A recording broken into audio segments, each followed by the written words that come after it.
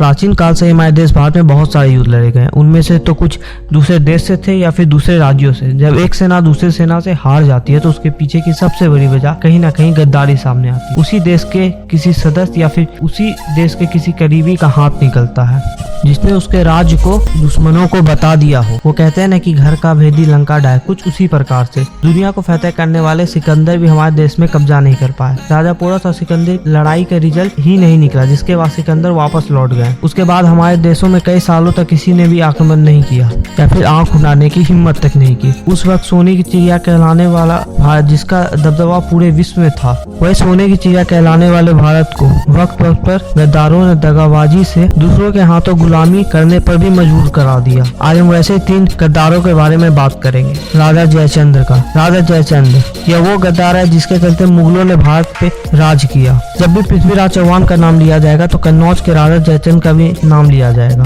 कहानी कुछ इस प्रकार है। जरासंध राजा जयचंद्र की बेटी संयोगिता और पृथ्वीराज चौहान एक दूसरे से प्रेम कर, जिसके बाद उन्होंने शादी भी कर ली।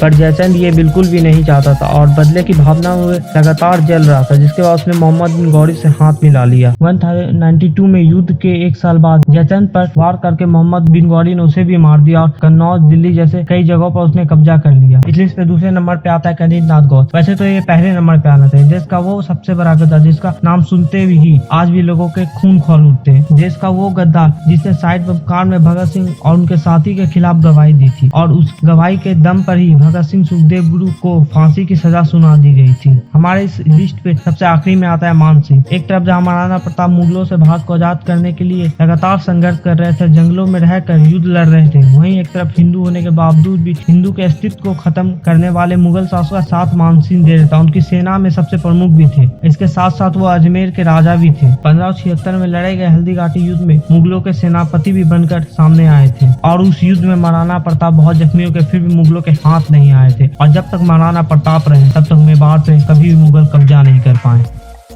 कुछ ऐसे ही गद्दारों के कारण ही कभी फारसी व्यापार करने के बहाने आके हमारे देश पे कब्जा किए, कभी अंग्रेज तो कभी पुर्तगाली। कमेंट सेक्शन में जरूर बताएं इन तीनों में से आपको सबसे बड़ा गद्दार कौन लगता है और गद्दारी ने ही हमारे भारत को क्या सच में बर्बाद कर दिया।